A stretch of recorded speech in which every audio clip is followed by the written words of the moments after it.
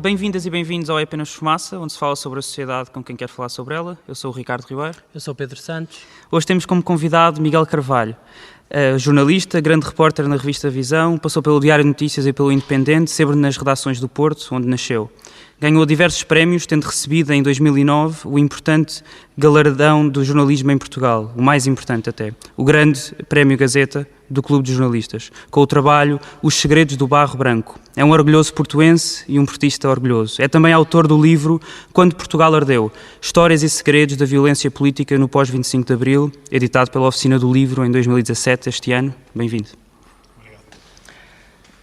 Miguel, começas a introdução deste livro com uma frase muito curta, mas muito forte, que diz: este livro é jornalismo, não é história. O que é que tu queres dizer com isto? Pedro, o que eu quero dizer é exatamente o seguinte, eu não me quero pôr num patamar, ou seja, não me quero pôr numas tamancas que não são minhas, basicamente. Eu acho que o jornalismo tem um papel, e hoje se calhar muito mais, na preservação de uma memória que está completamente esquecida, não é? Nomeadamente sobre este período que vamos falar. Mas há outras situações também, e acho que o meu contributo, se posso dar algum, é no sentido de deixar testemunhos, episódios, histórias que permitam, e esse, se tu quiseres, é o meu grande objetivo, que permitam aos historiadores, a quem tem se calhar outros meios para levar isto mais longe, com outra profundidade e com outra moldura, digamos assim, considerarem que este tipo de histórias, este tipo de testemunhos, este tipo de memórias possam ajudar a que se faça outra memória sobre aqueles tempos e não aquela que eu considero, em relação a várias coisas, mas em relação a este período, que eu considero a narrativa oficial sobre aquele período. Tu escreves também nessa introdução: quanto mais o presente instrumentalizar o passado, unificando-o e manipulando, mais deve o jornalismo combater o esquecimento, a amnésia e a mentira, sem que para tal tenha que impor uma verdade, com V maiúsculo. A memória é plural, não há um passado, há passados. Exatamente, e esses passados são constantemente atirados para a valeta, ou seja, nós temos, eu acho, é a minha opinião, nós temos uma narrativa oficial sobre o que se passou no pós-25 de Abril e também sobre aquilo que significou o 25 de Novembro de 1975. É uma narrativa oficial, eu já tinha a ideia que ela era uma narrativa com pés de barro, quando cheguei ao fim desta investigação, ainda mais confirmei isso. Além da própria narrativa ter pés de barro, nós temos os heróis e os vilões deste período completamente trocados, não é? E também, curiosamente, caem sempre de pé, o que é curioso, nomeadamente os nossos ditos heróis caem sempre de pé, mesmo que façam muitas asneiras e que tenham um percurso que não é de todo imaculado. E ficam atropelados nessa narrativa oficial. E o jornalismo tem aí um papel na perpetuação, um papel muito negativo na perpetuação dessa narrativa oficial, ficam completamente atropelados episódios, histórias, figuras que, em muitos casos, nem um pé de página tiveram naquele tempo, quanto mais hoje. Um dos exemplos que eu posso citar é o da Rosinda Teixeira, de São Martinho do Campo, que, obviamente, quando foi vítima de um atentado à bomba, os jornais falaram razoavelmente durante uns dias e depois a história ficou completamente esquecida mesmo naquela época. Em que ano foi esse atentado? O da Rosinda foi em 1976, né? O que contraria um bocado aquela tese que o 25 de Novembro foi a normalização de tudo isto. Né? Claro. Joaquim Ferreira Torres, industrial e financiador da rede bombista de extrema-direita, foi assassinado a 21 de agosto de 1979. A morte serviu conveniências privadas e políticas, mentores e autores não foram descobertos. O crime prescreveu. 30 anos depois, a Visão traz a público novos dados e documentos. Esta é a história de um homem controverso, de fortuna suspeita, que tentou cair nas graças do fascismo, deu dinheiro à oposição democrática, tirou comunistas da cadeia e ajudou PIDs e empresários a fugir. Um dia ameaçou abrir o saco e calaram-no, a tiro. Tu conheces este texto porque é a entrada da reportagem Os Segredos do Barro Branco, que foi publicada na Visão a 20 de agosto de 2009 e que te deu o Prémio Gazette. Tu ganhaste o prémio com este trabalho. Mas é também a semente deste livro, não é? E de tudo o que tu contas nele, ou não? Como é que tu chegaste a esta história dos Segredos do Barro Branco e como é que começou este processo? Porque tu escreves isto em 2009 e lanças um livro em 2017. Começa muito lá atrás, Pedro. Vamos lá ver. Eu sou... para mim seria impossível, provavelmente, podia acontecer, mas acho que seria muito difícil, que eu alguma vez escrevesse este livro e tivesse estas histórias a borbulhar constantemente na minha cabeça ao longo dos anos, se a minha infância não tivesse, de alguma maneira, sido provocada também por isto. Eu nasci em 1970, curiosamente a 25 de novembro, portanto não tive culpa nenhuma. Não. Nasci em 70, portanto, quando se deu o 25 de novembro tinha 4 anos, mas sou fruto fui muito influenciado por convivências familiares muito comprometidas com o momento político da época. Do lado paterno, uma família convictamente de esquerda, muita dela, grande parte dela, comprometida com o PCP à época inclusive tenho familiares que viveram aquele período todo da clandestinidade. E portanto esse lado tem uma influência, e esse lado familiar convivia ou não, ou conflituava com o lado materno, que tinha afinidades mais próximas do Partido Socialista e do PPD-PSD. Ou seja, imaginam que é isto, todos os dias, ao almoço, ao jantar, com o tio a ameaçar o pai de que se ele tirasse o cartaz levava com o cinto, o pai a dizer, vamos colar o cartaz por cima dos gajos, porque os gajos... Isto tudo em família. Enquanto trocavam as fraldas, basicamente. Já um bocadinho depois. Quando me trocavam as fraldas eu tinha que ser despachado para a minha avó porque a PIDE podia chegar. Claro. Já não era a PIDE, era a DGS, mas fui muitas vezes despachado para a minha avó por causa disso, porque em casa dos meus pais eram feitos alguns jornais clandestinos. É óbvio que é impossível tu cresceres com isto, e quando chega a altura de começares a fazer perguntas, porque este borbulhar continua por muitos anos, não é? Aliás, o próprio julgamento da Rede Bombista termina em 83 só, ou em 82, já nem tenho presente, e portanto, tu vais crescendo com isto, com estes ambientes, e a ser levado para comícios, e a ver este conflito todo entre portas, digamos assim. E eu não sei se algum dia iria escrever este livro, mas a verdade é que desde há seguramente 20 anos que recolho papéis e recolho testemunhos de toda a ordem, à parte de tudo aquilo que em termos familiares fui recolhendo, que os meus pais me foram deixando, e tios, etc, de todos os aspectos políticos. E portanto, eu ia fazer uma entrevista, sei lá, para o Diário de Notícias, que não tinha nada a ver com política, mas esbarrava num tipo que de alguma maneira tinha vivido estes tempos, acabou a entrevista, eu falo lá desses tempos. Claro. E fui recolhendo coisas. Mas porquê é que só em 2009 é que publicas na Visão este texto? Passava uma data redonda sobre a morte do Ferreira Torres. Era uma personagem que eu seguia há muito tempo, por causa de ter investigado também para o Diário de Notícias o julgamento do Padre Max. Portanto, e na altura ficou-me muita coisa desses trabalhos. Já tinha na altura no Diário de Notícias entrevistado o Ramiro Moreira e portanto, o bichinho, se já existia, foi constantemente alimentado. E eu disse,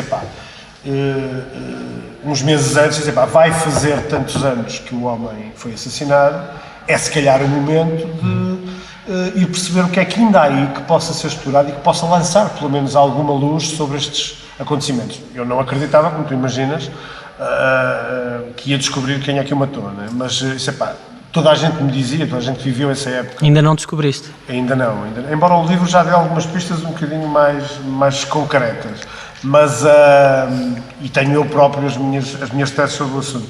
Mas, e verifiquei que, por exemplo, quando contactei o Tribunal de Paredes, que é onde o processo está, que nenhum jornalista o tinha consultado até àquela altura. Portanto, o processo estava disponível há décadas, não é? E ninguém o tinha consultado. E daí para o livro foi um salto? Foram... também é Salvo seja. Também é preciso dizer uma coisa que, como nós sabemos, já não é de todo possível na maioria das redações. A Visão, que é de longe o melhor sítio onde eu trabalhei e que permite ainda, e este ainda à volta de 43, permite ainda que se possam fazer estes trabalhos com cabeça, tronco e membros. A Visão permitia-me que eu andasse 3 meses nisto, não é? Portanto, eu todos os dias ia de comboio, e infelizmente não tenho carta, né? Ia de comboio para o Tribunal de Paredes, e o facto disso me ser permitido deu aquela história, permitiu-me perceber, eu já tinha um grande conhecimento do caso, mas permitiu-me perceber uma série de coisas que não tinham vindo a público de todo, e depois também é preciso, obviamente, que nas redações e nas chefias das redações haja quem ainda valorize esta memória sobre estes tempos, porque se calhar noutros sítios nenhuma página teria. Eu queria ir agora para o dia 25 de abril de 1974. Lê-se numa pergunta de um teste de ensino português no estrangeiro, no Instituto Camões, um teste de 2010. Pertence o Instituto Camões ao Ministério dos Negócios Estrangeiros. A Revolução do 25 de abril foi uma revolução pacífica, pois não houve combatentes nem qualquer tipo de violência. Conta-se que uma vendedora de flores começou a distribuir cravos vermelhos pelos militares que andavam na rua e participaram no golpe de Estado. Eles decidiram colocar os cravos nos canos das espingardas. O cravo tornou-se o símbolo do 25 de abril, uma revolução pacífica. Foi isto, o 25 de abril, uma revolução pacífica e sem combatentes nem qualquer tipo de violência? Pois, não foi de todo, não é? Nós gostamos de pensar, eu, apesar de que não vejo mal nisso, nós gostamos de pensar nos diversos exemplos que esta revolução deu ao mundo. E comparando com outras coisas que se fizeram para esse mundo fora, à época, de facto a nossa revolução foi uma revolução pacífica. Mas permitiu deitar abaixo, tanto quanto foi possível, e pelo menos enquanto deixaram, toda uma estrutura de 40 e tal anos de fascismo e tentar levar a ideia progressista de uma sociedade com outros valores e com outras dinâmicas, pelo menos até onde deixar. Agora, não foi de todo pacífico, houve vítimas no próprio 25 de Abril. Houve mortos? Houve mortos.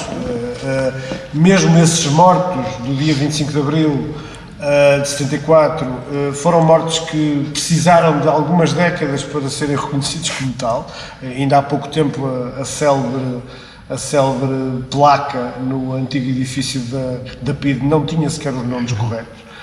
Que é hoje um condomínio de luxo, é preciso dizer. Tu falas disso no livro, falas até de uma das pessoas que foi morta de espingarda por tiros da DGS no dia 25 de Abril. Se vocês forem a ver os arquivos dos jornais, e eu consultei, posso-vos dizer que do Jornal de Notícias, do Diário de Notícias e do Diário de Lisboa, eu consultei as edições todas, praticamente desde o 25 de Abril até 80 e muitos. E se vocês forem ver, as vítimas do 25 de Abril praticamente não são faladas 2 ou 3 dias depois. Estão lá os nomes, como hoje se faz em relação aos acidentes, não é? Fulano tal, 43 anos, tal, foi atropelado, e pronto, e nunca mais aquela gente serviu para o que é que serve.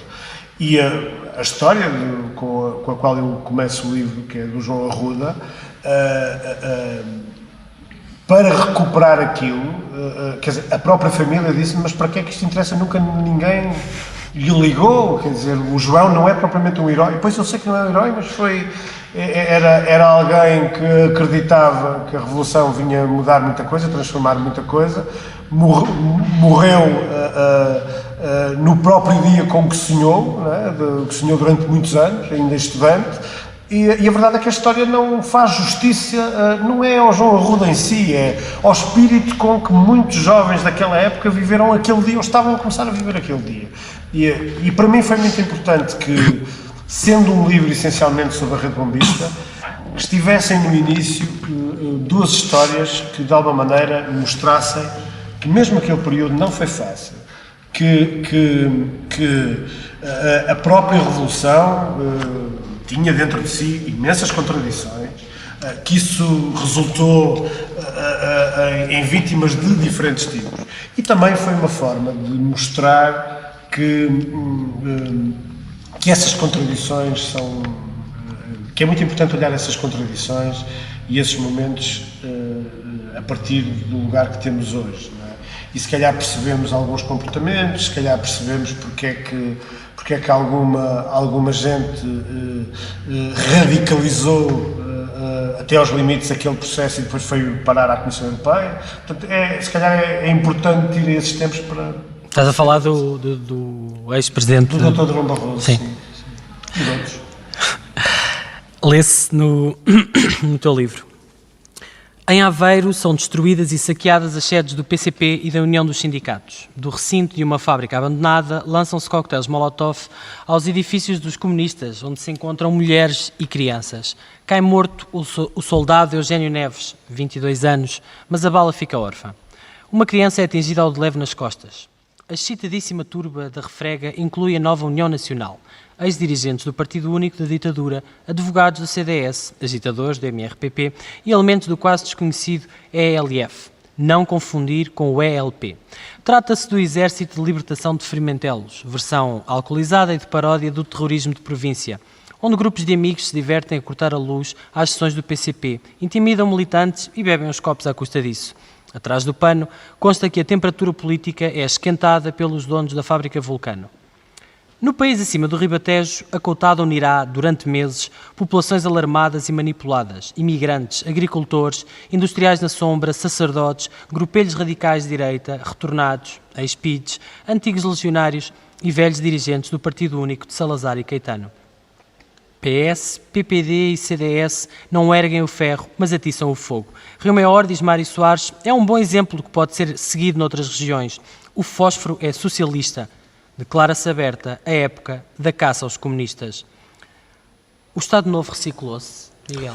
Pois, de certa forma sim, ou seja, houve uma espécie de união nacional de várias forças para combater aquilo que as pessoas consideravam, com fundamento ou sem fundamento, a ameaça comunista. E aí valeu de tudo e recorreu-se a tudo.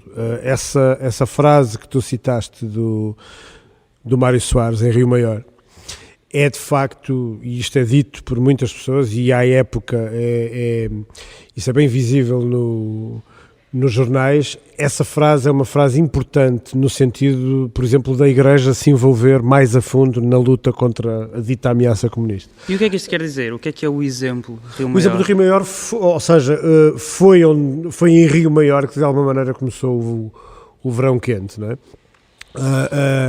Quando aquela população, por questões que vinham de trás, que tinham mais a ver até com a situação da agricultura na própria região, quando Rio Maior decide cortar o país a meio, porque supostamente vinha aí a Comuna de Lisboa,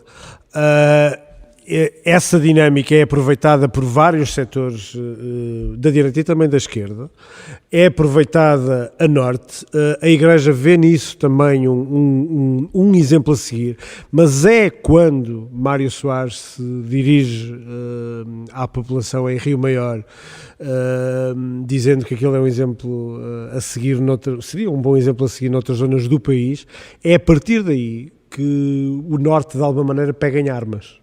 E a Igreja sente que tem, também ao nível do PS, sente-se confortável porque o PS poderá estar desse lado também do combate contra a dita ameaça comunista. Aliás, uma coisa curiosa, eu nas minhas pesquisas para o livro incluí não na totalidade, mas 2 anos de Diário do Minho, que era o órgão, era e é o órgão de informação da Igreja Católica em Braga, e para meu espanto, ou se calhar nem tanto, a figura que o jornal mais vezes destaca em termos políticos à época é o Dr. Mário Soares, e com rasgadíssimos elogios e com aqui e ali com algumas críticas em relação à indefinição do próprio PPD-PSD, o que é muito curioso olhado a partir de hoje. Mas para responder mais em concreto, de facto uniu-se tudo. Desde os saudosistas do antigo regime, desde mercenários de toda a espécie, nacionais, internacionais, gente que estava profundamente insatisfeita com o rumo que a Revolução levava e com o receio de perder as ex-colónias, não é? Nomeadamente Angola. E depois toda esta gente de alguma maneira convivia ou partilhava este combate com gente do MRPP, que estava onde o PCP não estava, sempre.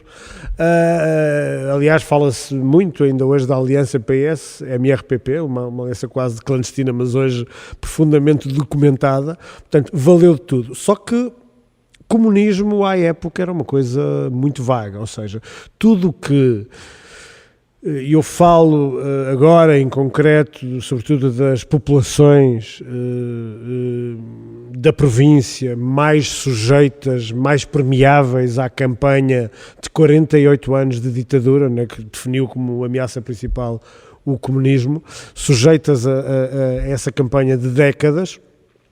Obviamente que não foi preciso muito para que as pessoas vissem o perigo comunista em todo lado, mesmo naquilo que não era o comunismo de todo, não é? E, portanto, foi fácil manipulá-las a partir do púlpito da Igreja e foi fácil manipulá-las a partir daquilo que elas supostamente perderiam se as tropas comunistas chegassem às aldeias e às cidades de província, não é? Foi também por esta altura que foi criada a Rede Bombista, que tu falas muito no teu livro. Explica-nos o que é que aconteceu.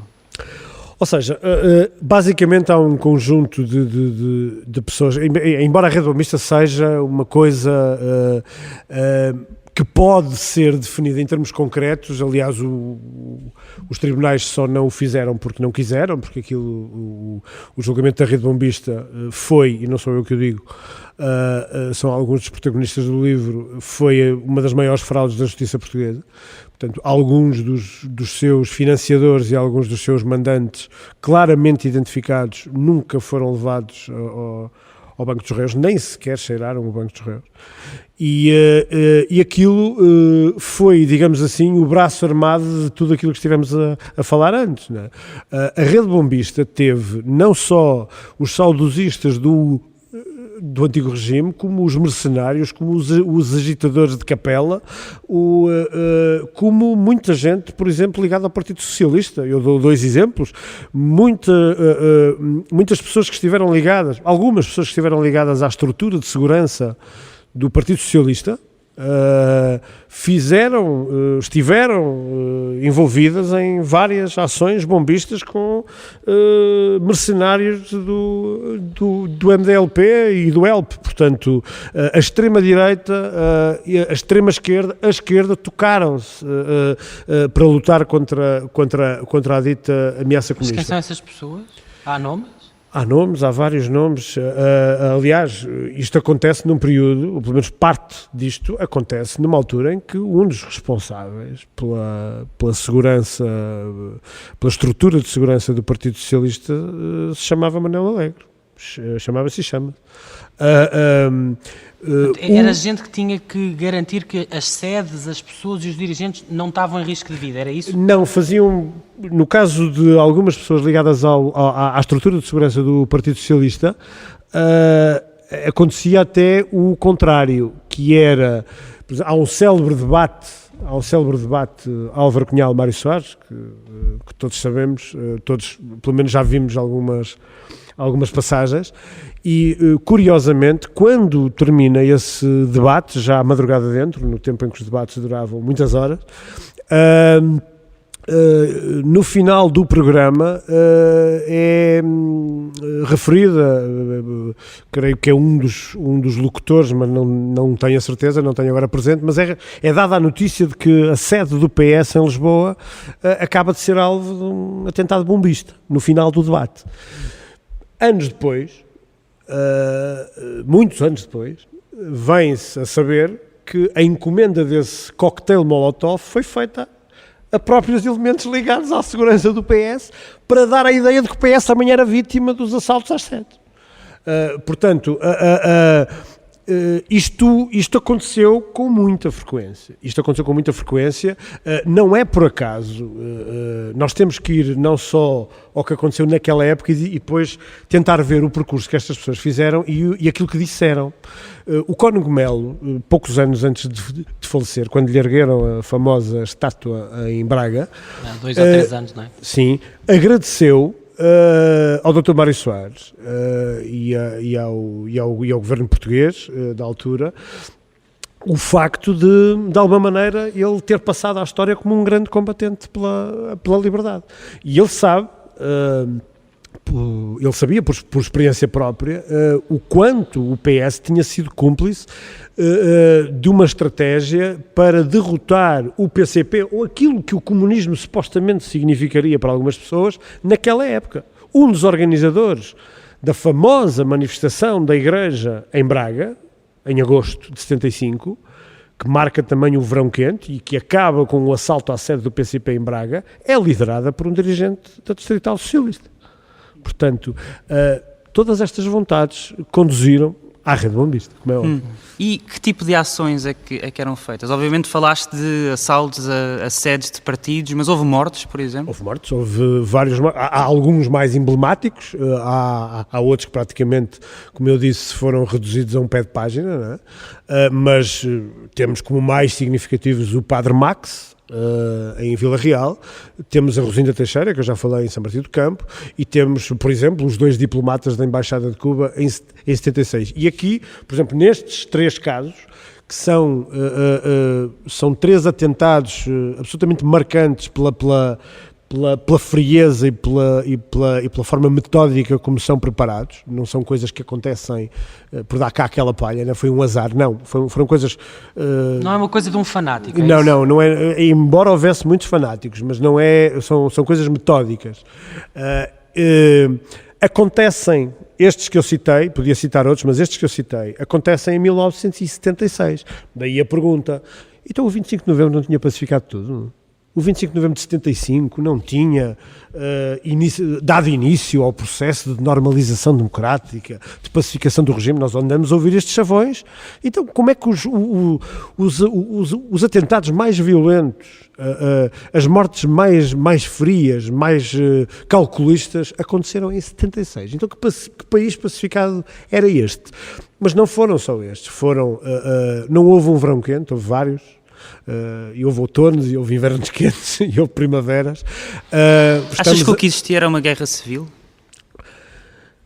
Já teve um quadro de guerra civil, embora seja, digamos assim, unânime que estivemos à beira da guerra civil e ela nunca aconteceu, não é? Mas o clima era todo de guerra civil, quer dizer, há cidades que viveram, Braga foi uma cidade que viveu completamente dominada por bandos de fanáticos,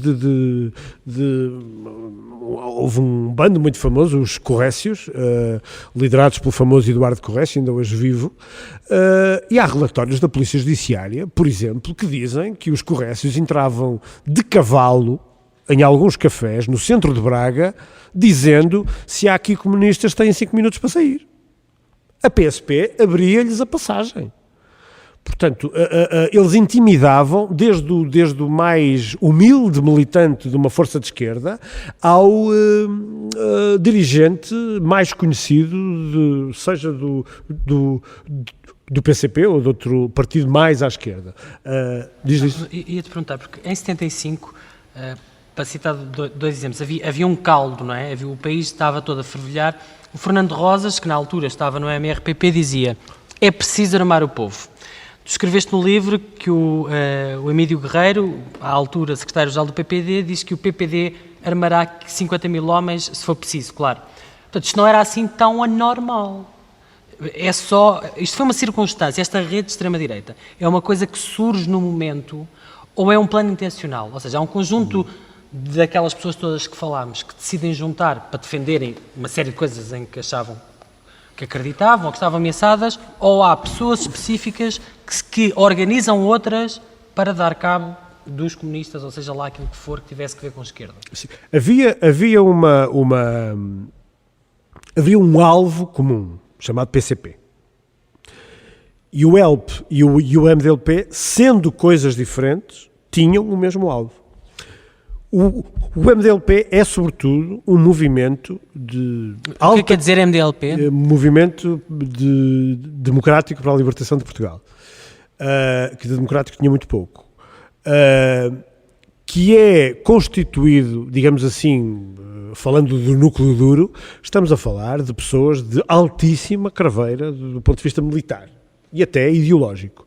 De direita, todos, liderados em termos operacionais por um homem chamado Alpuim Calvão, spinolista, até à medula, e neste movimento convergem, se a gente quiser simplificar, neste movimento convergem, digamos assim, as elites militares, as elites de direita que não queriam que isto, que o 25 de Abril, no qual nunca acreditaram, no qual nunca defenderam, não queriam que, tendo acontecido, ainda fosse mais à esquerda. Queriam que defendiam a manutenção das colónias e achavam que a partir daí se poderia de alguma maneira fazer regressar o país a algo parecido com o marcelismo. O ELP é uma coisa diferente. Apesar de, em termos operacionais, o alvo ser o mesmo, o ELP, estamos a falar da arraia miúda da rede bombista. Gente que é angariada, que é seduzida para este combate nas aldeias, através de discursos de padres, com a Igreja e os seus párocos, a norte sobretudo, a mobilizarem as populações pela insegurança que o comunismo supostamente traria. Mas essas são as pessoas de extrema-direita. A pergunta do Pedro vem também trazer Fernando Rosas a dizer é preciso armar o povo. O Fernando Rosas nesta altura era de direita. Toda a gente estava armada. Aliás, há imensas reportagens nessa altura sobre assaltos aos quartéis. As armas andavam à solta, à esquerda e à direita. Isso, não há qualquer dúvida sobre isso. Toda a gente tinha armas. Tu destacas esta rede bombista de extrema-direita. Ainda hoje em dia, se calhar enchias este salão onde estamos hoje, na Casa do Alentejo a gravar, com gente que dizia, não, o que eu foi as FP25 e uma rede bombista de extrema-esquerda. Não era? Sim, eu devo-te dizer, inclusive, que quando preparava este livro, e só a escrita dele demorou um ano, sensivelmente... Podes comparar as duas redes, uma com a outra, ou não? Não é comparável. Não é comparável, independentemente de, em ambos os casos, haver crimes de sangue, digamos assim, não é comparável. Estamos a falar de a rede bombista de extrema-direita teve altíssimas complicidades nacionais e internacionais a nível militar, político e religioso. É uma coisa absolutamente incomparável. O envolvimento da espionagem americana nestes acontecimentos é hoje sabido. Podemos ter dúvidas sobre o alcance disso e sobre a participação e o envolvimento da diplomacia norte-americana nisto. Mas não há dúvidas sobre esse envolvimento. Não há dúvidas. E há os trabalhos mais insuspeitos a esse nível. Agora, esta rede só teria sido possível, e as ações violentas de que ela é responsável, e estamos a falar de 500, 600 ações violentas, à bomba e das mais diversas maneiras, de intimidação pura de famílias, de dirigentes partidários em quase todo o país, mas sobretudo de Coimbra para cima. Isto não teria sido possível sem um grande lastro de apoio a nível internacional, fosse ao nível da espionagem norte-americana, fosse ao nível, inclusive, de mercenários absolutamente experimentados nós já aí vamos chegar. Nestas tarefas. Tu disseste há pouco que muitas das pessoas que estavam por trás desta rede bombista não foram depois condenadas. Até disseste que quem financiava esta rede bombista não foi condenada. Quem é que financiava?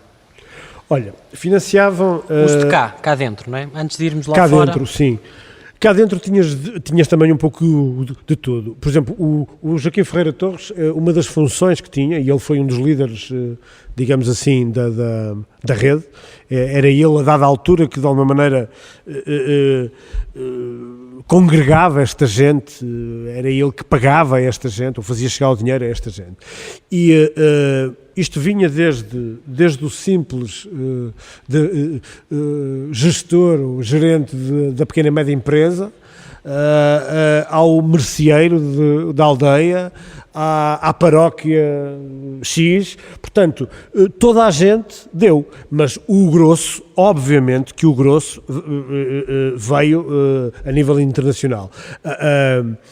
Há empresários hoteleiros, por exemplo, que em Lisboa a forma de ajudar a estas coisas era, por exemplo, ceder quartos de hotel para que o Ramiro viesse pôr bombas a Lisboa.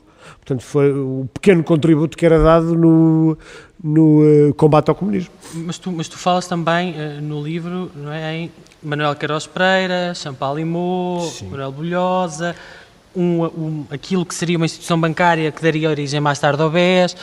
Quer dizer... Esses são os grandes contribuintes. São os grandes contribuintes, sim. Não estamos a falar então de pequenas torções de género máfia. Não. Estamos a falar de gente que voluntariamente queria... que achou que isto era uma coisa absolutamente necessária para travar o rumo da Revolução e que se dispôs a financiar. O 28 de setembro é em grande parte, portanto, a primeira tentativa do general Spínola de virar o rumo da Revolução é financiada pelo BES. Portanto, não há qualquer dúvida hoje sobre isso. Os grandes empresários estiveram do lado da contra-revolução, financiando-a até onde puderam.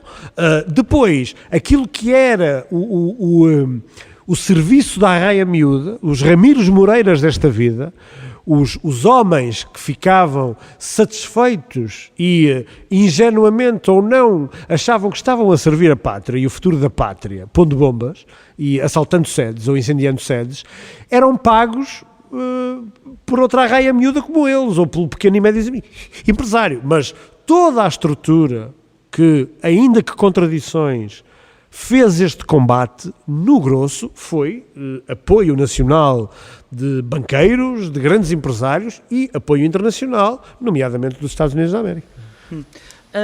Fala também de que efeito é que tinha em Portugal o que estava a acontecer na política internacional. Estávamos na Guerra Fria, Franco estava ainda no poder em Espanha. Podes falar sobre isso e explicar que importância é que isso teve no que estava a acontecer em Portugal? Sim, ou seja, a Espanha, já que falas disso, a Espanha começou por ver com muitos maus olhos a Revolução, não é? E a Espanha foi absolutamente essencial, o franquismo foi absolutamente essencial no suporte a tudo isto. E o que restava do franquismo também, porque já o Franco tinha morrido e havia, a nível da defesa e da administração interna espanhola, havia o MDLP, a Rede Bombista, de uma forma geral, teve grandes apoios a esse nível. Puderam circular completamente à vontade em Espanha, tiveram muitos dos apoios internacionais, fossem eles através de armas ou de dinheiro, circulavam por Espanha.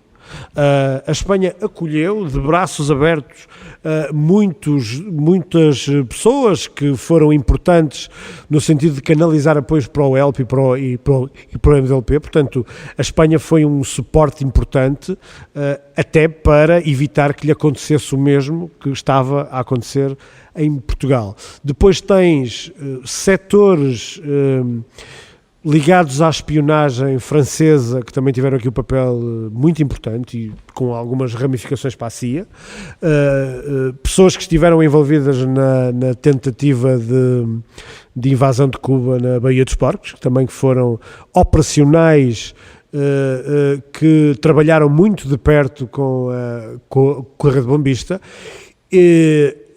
Tu falas-me da Guerra Fria. A Guerra Fria, há muita gente que o diz, fez-se sentir sobretudo na questão da independência de Angola, não é? E do que estava em jogo nesse país com todas as suas riquezas. Hoje há vasta documentação que nos permite dizer que o suposto grande envolvimento da União Soviética também aqui não terá sido assim tão grande como se imagina. Agora, o papel dos Estados Unidos da América na viragem de rumo, o papel do embaixador Carlucci, que depois foi diretor adjunto da CIA. Já que falaste dele, gostávamos que tu e os nossos ouvintes o ouvissem numa conferência de imprensa a 4 de abril de 75. Já fiz declarações perante a Comissão do Senado, dizendo que não há, nem haverá, ingerência da CIA nos assuntos internos de Portugal. Pois, portanto, não há nem haverá. Não há nem haverá. Há documentos recentemente revelados. Hoje podemos dizer com toda a propriedade, estamos a falar de factos.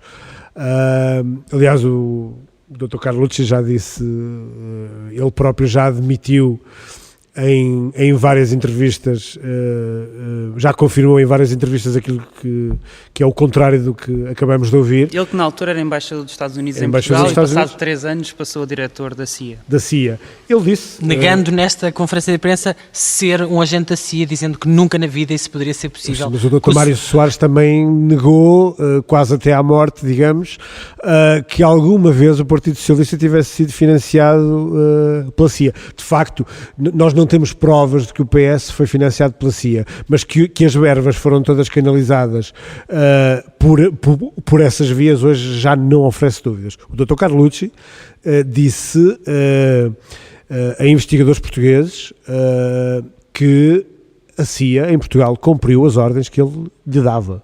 Portanto, e há vasta documentação hoje que permite dizer que aquilo que já na altura parecia evidente para todos, se veio a confirmar quase 3 décadas ou 4 décadas depois. E isso é que é estranho. É estranho que a memória neste país demore tanto tempo a fazer. E mesmo insistindo, mesmo estando os documentos disponíveis, mesmo sendo a documentação desclassificada, a tal narrativa oficial que a gente falava continua a ser a mesma. E se nós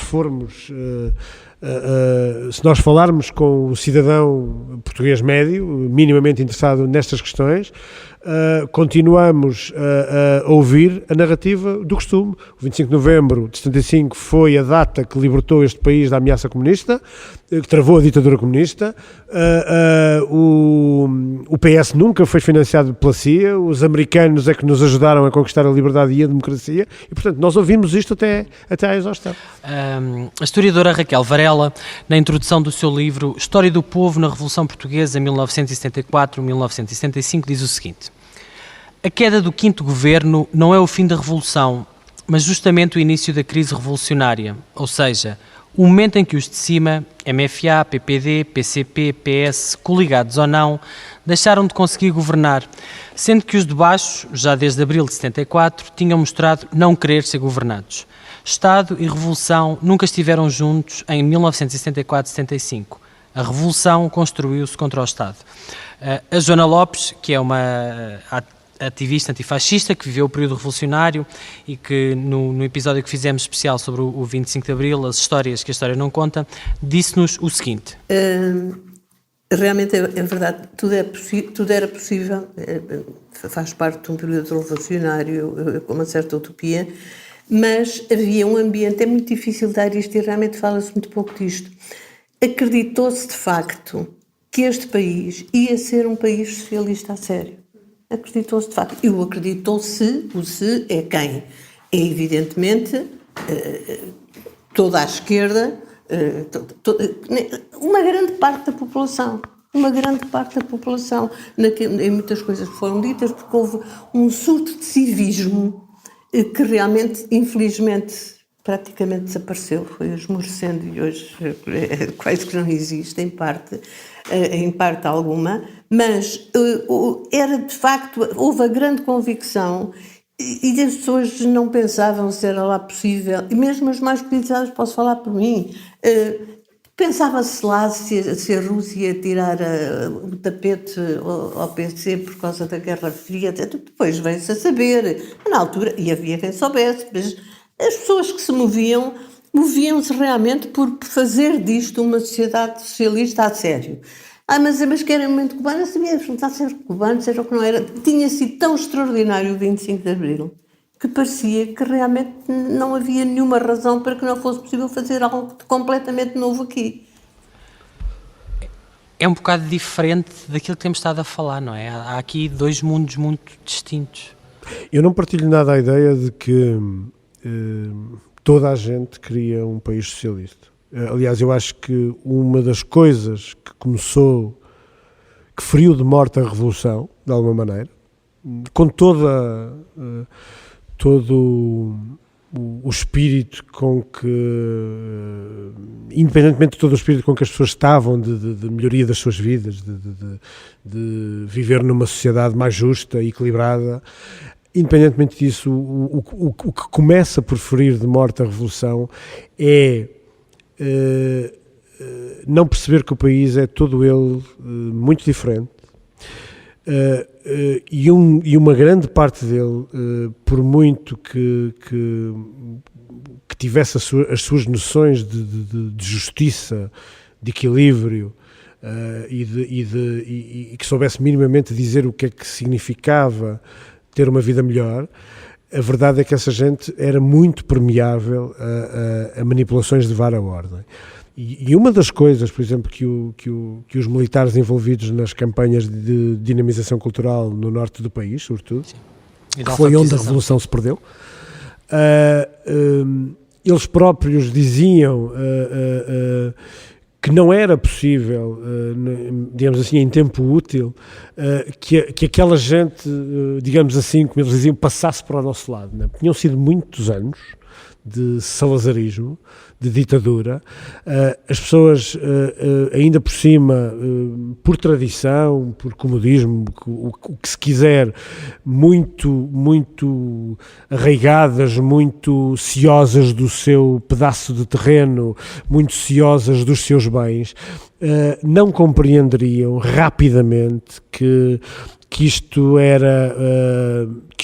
obedecia a uma ideia coletiva, que isto, se cada um de alguma maneira partilhasse o que era seu, isto poderia ser uma aventura que nos levava a uma sociedade com que todos sonhávamos. As pessoas não compreendiam isso. Portanto, não partilhas esta ideia da Raquel Varela, esta tese de que as pessoas não queriam ser governadas, queriam fazer a vida delas e cada uma... Eu não sei se pode generalizar. O país é ainda hoje tão diferente, mas na altura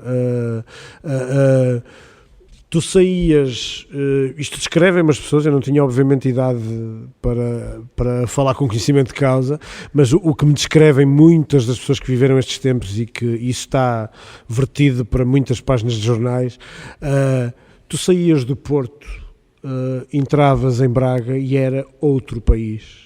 Aliás, a forma como a Igreja Portuguesa se comportou de Braga para cima, no Minho, em Trás-os-Montes, e como se comportou no Porto é completamente diferente.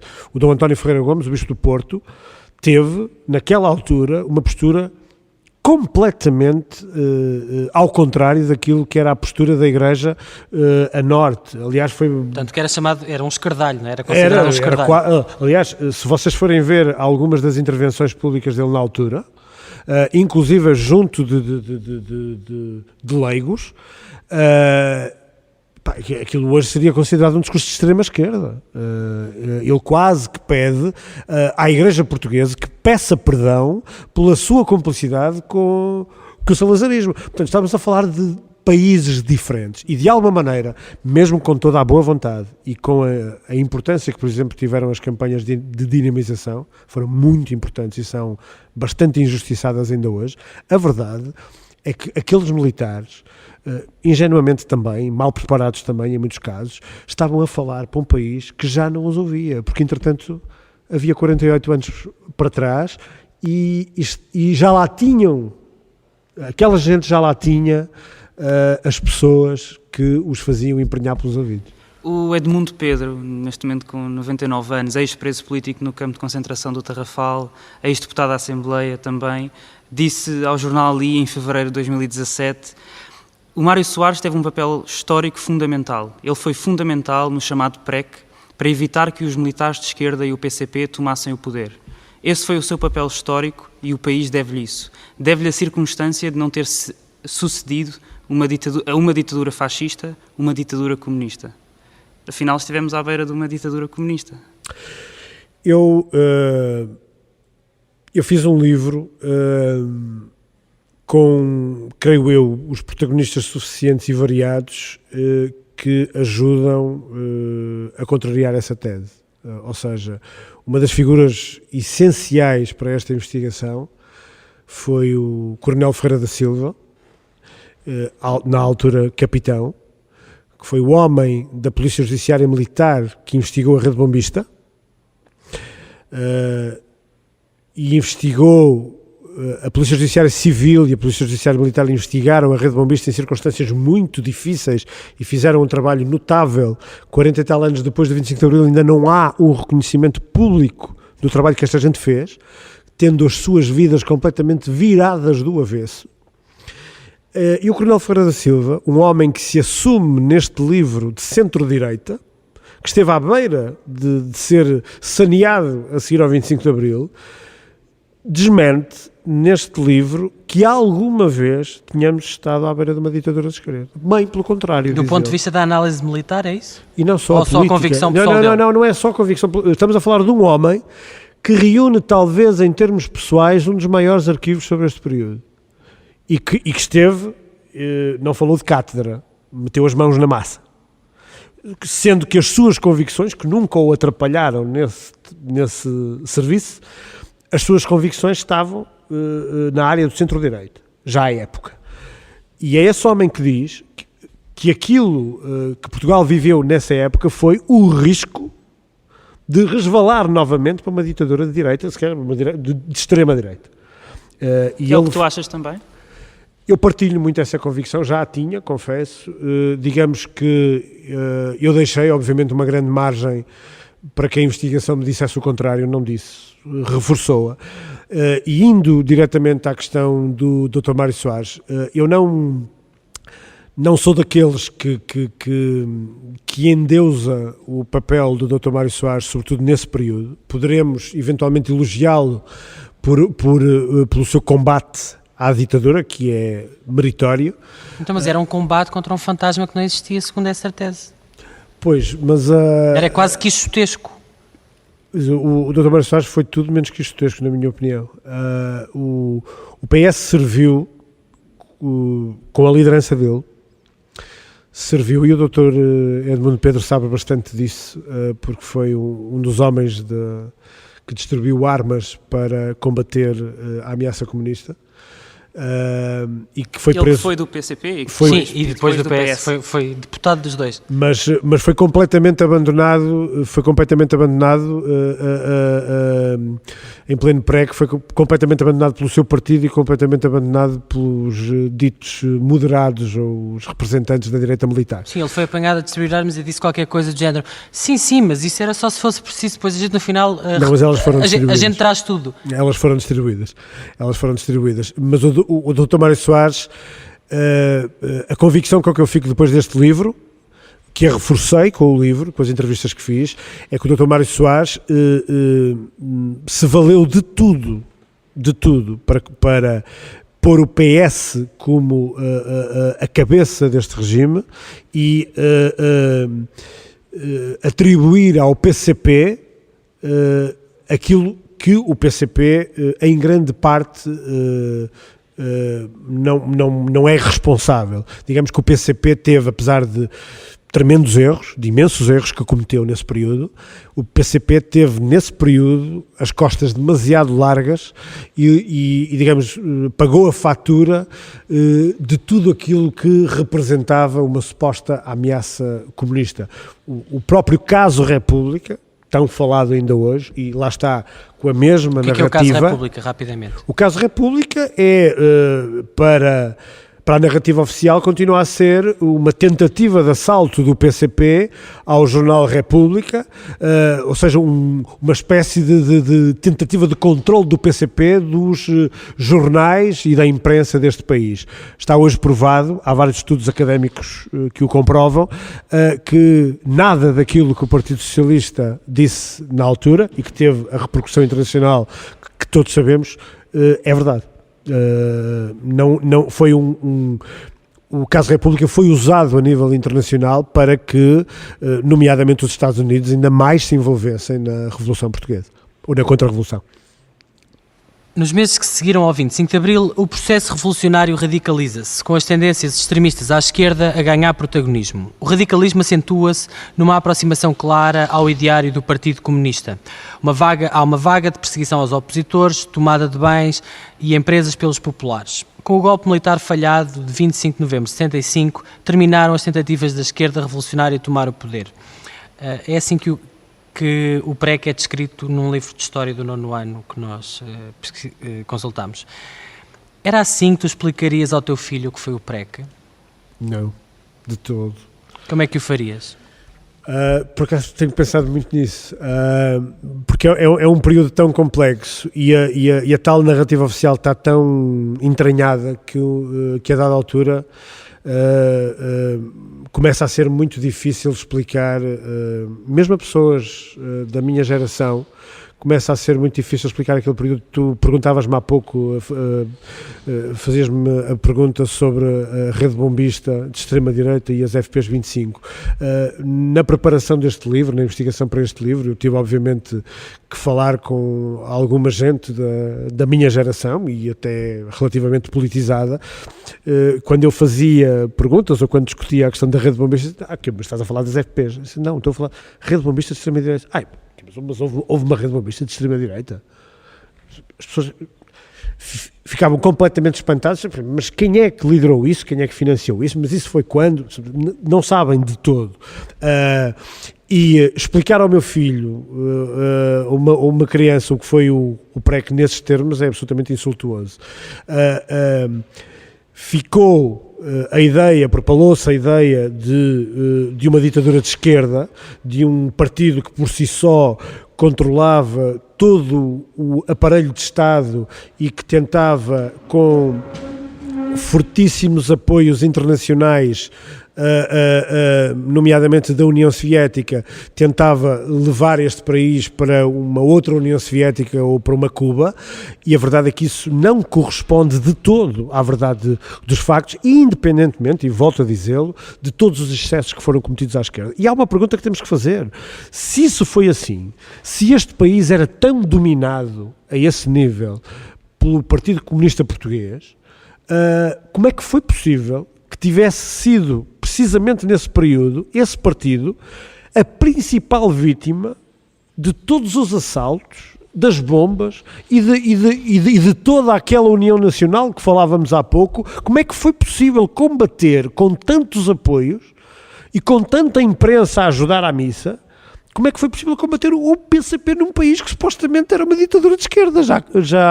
Portanto, agora desmontar isto para uma criança, confesso que desde que acabei o livro, que ando eu próprio à procura de uma narrativa o mais simplificada possível, porque eu próprio, ao fim de tantos anos, cansado de ouvir a narrativa oficial, tenho dificuldade em encontrar um parágrafo, 2 parágrafos que seja para poder explicar isso a uma criança. Este foi mais um episódio do É Apenas Fumaça, onde se fala sobre a sociedade com quem quer falar sobre ela. Obrigado, Miguel Carvalho, grande repórter na Visão, autor do livro Quando Portugal Ardeu, Histórias e Segredos da Violência Política no pós-25 de Abril. O É Apenas Fumaça é produzido por Bernardo Afonso, Frederico Raposo, Maria Almeida, Pedro Zuzarte, Ricardo Ribeiro, Sofia Rocha, Tomás Pereira e por mim, Pedro Santos. A música é dos Lotus Fever. Ouçam mais episódios em apenasfumaca.pt ou no iTunes, SoundCloud, YouTube, Comunidade Cultura e Arte, Rumo, Rádio Universitária do Minho e também noutras aplicações de podcast. Até já!